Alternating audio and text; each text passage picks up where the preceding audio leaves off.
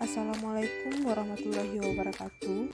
Kami dari kelompok 1B akan menyajikan materi mengenai kearifan lokal dalam kuliner Indonesia. Anggota dari kelompok 1B ini berjumlah 5 orang. Yang pertama yaitu Muhammad Ihsan, yang kedua Vivian Ramadhani, yang ketiga Syifa Safrita, yang keempat Nindi Natasha, dan yang kelima yaitu Sylvia Kori.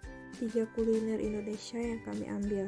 Yang pertama roti buaya, yang kedua itak pohul-pohul, dan yang terakhir yaitu lamang. Untuk kuliner yang pertama yaitu roti buaya, yang merupakan makanan khas dari Betawi. Hai semuanya, pada kesempatan kali ini saya akan menjelaskan tentang makanan dari khas Betawi, yaitu salah satunya adalah roti buaya. Roti buaya, di sini saya juga akan menjelaskan tentang filosofi yang terkandung di dalamnya dan bahan-bahan dan cara pembuatannya. Maka dari itu, kita simak videonya. Yang pertama adalah filosofi roti buaya. Roti buaya adalah hidangan Betawi berupa roti manis berbentuk buaya. Roti buaya senantiasa hadir dalam upacara pernikahan dan kenduri tradisional Betawi. Roti buaya atau roti mirip buaya menjadi simbol dalam pernikahan adat Betawi karena memiliki filosofi tersendiri. Menurut kepercayaan masyarakat Betawi, roti buaya melambangkan keandalan dan kesetiaan. Roti buaya termasuk hewan yang setia karena buaya hanya kawin dengan satu pasangan saja. Maka tidak heran jika buaya disimbolkan sebagai kesetiaan dan roti buaya dalam pernikahan adat Betawi. Selain itu, roti buaya juga melambangkan kesabaran dan kestabilan ekonomi. Cara berkembang biak buaya ini kemudian menjadi inspirasi bagi masyarakat Betawi untuk mengangkat sisi positifnya. Secara turun-menurun, masyarakat Betawi mewariskan keyakinan atau kesetiaan buaya patut dijadikan contoh. Tak hanya setia, buaya juga dilambangkan sebagai lambang hewan suci. Gerak-gerik buaya yang bergerak tenang dalam mencari mangsa juga dilambangkan sebagai simbol kesabaran, sementara jika dipandang dari sisi lain, buaya melambangkan kejantanan. Selanjutnya adalah bahan pembuatan roti buaya.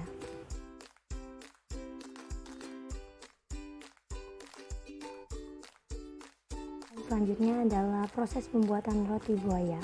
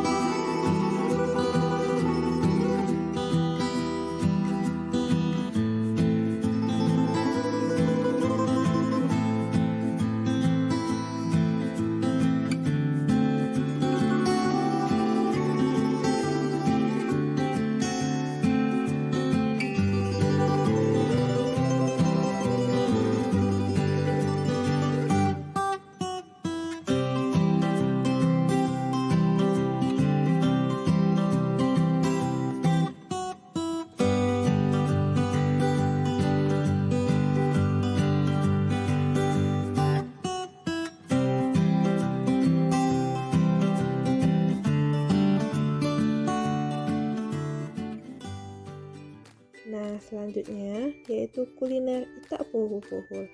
Kuliner ini merupakan masakan tradisional dari Sumatera Utara. Baiklah, saya Sylvia Kori akan menjelaskan itak pohul-pohul, yaitu makanan khas dari Sumatera Utara. Itak pohul-pohul atau kue pohul-pohul adalah makanan ringan khas tradisional Batak, yaitu dari Sumatera Utara. Strukturnya seperti kepalan jari tangan karena alat cetakannya cukup sederhana, yakni kepalan jari tangan. Itulah sebabnya disebut pohul-pohul atau kepalan. Di sini dimaksudkan kue pohul-pohul itu berbentuk seperti kepalan tangan, jejak dari kepalan tangan. Sesuai dengan namanya, itak yang berarti kue, pohul-pohul yaitu kepalan.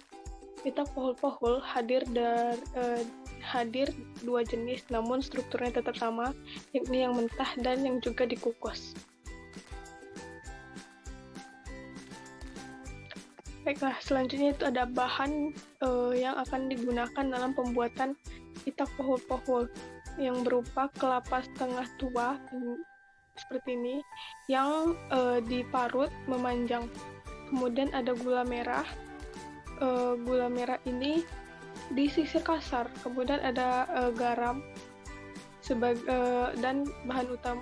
Dan berikutnya itu ada bahan utamanya berupa beras yang telah direndam semalaman, lalu dihaluskan menjadi tepung. Untuk pengolahannya ada dua cara, yaitu tanpa dikukus atau mentah dan dikukus. Pembuatan pohul-pohul cukup mudah dengan mencampurkan bahan-bahan lalu dibentuk menjadi kepalan tangan. Seperti ini pencampuran semua bahannya, dan ini merupakan dibentuk menggunakan kepalan tangan. Kemudian pohul-pohul dapat dinikmati langsung ataupun dikukus kurang lebih sekitar 30 menit. Kemudian itu ada filosofi yang terkandung di dalamnya. Itak pohul-pohul itu memiliki filosofi jabat tangan, tanda kesepakatan, dan 5 waktu yang penting dalam budaya yang terlihat dari jejak atau bekas 5 jari yang ada di permukaan kue tersebut. 5 waktu yang disebutkan yang 5 waktu penting dalam budaya Batak atau disebut hati hasil 5, yaitu poltak matahari, saat terbit matahari, pangului atau pagi hari, hosari tengah hari, gilingari jelang sore, dan botari itu matahari terbenam. Itak pohul-pohul dibentuk dengan diremas secara kuat sehingga menjadi kue yang kuat, tak mudah hancur. Pohul-pohul yang strukturnya mengikuti siluet kepalan tangan, yakni bekas jari-jari yang membentuk pohul-pohul tersebut, sehingga tepung beras sebagai bahan utamanya menjadi padat dan saling mengisi, yang merupakan perlambangan dari bagaimana pembicaraan hukum budaya di selang kedua belah pihak yang akan melakukan pembicaraan atau sebuah kesepakatan begitu. Dalam proses yang diwarnai oleh percakapan dan negosiasi tersebut, ada kalanya terjadi lempar perkataan yang saling menusuk atau menyinggung perasaan. Namun, seperti pada pohul-pohul di mana tepung saling mengisi dan saling memadatkan diri, kiranya itu diharapkan demikianlah perkataan-perkataan yang berseliweran dalam pembicaraan hukum budaya, saling mengisi, saling memadatkan dengan tiada pautan. Tujuannya adalah sebagai menyempurnakan hajatan hukum budaya yang sedang dipersiapkan. Kemudian pohul-pohul sering menjadi buah tangan untuk pihak keluarga yang akan pergi dalam rangka pembicaraan hukum budaya. Misalnya salah satunya yaitu membicarakan rencana perkawinan putra-putri kedua belah pihak. Sekian dari saya kembalikan kepada moderator.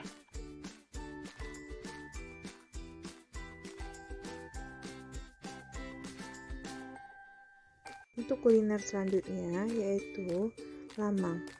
Kuliner ini merupakan masakan tradisional yang berasal dari Sumatera Barat.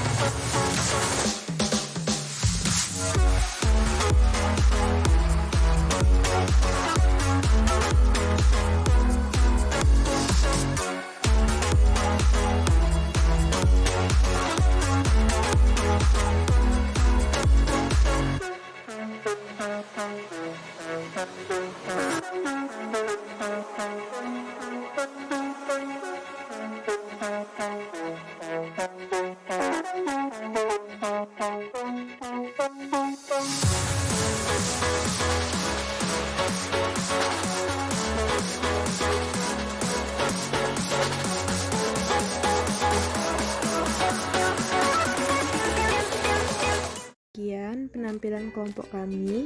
Terima kasih untuk yang telah menonton, dan assalamualaikum warahmatullahi wabarakatuh.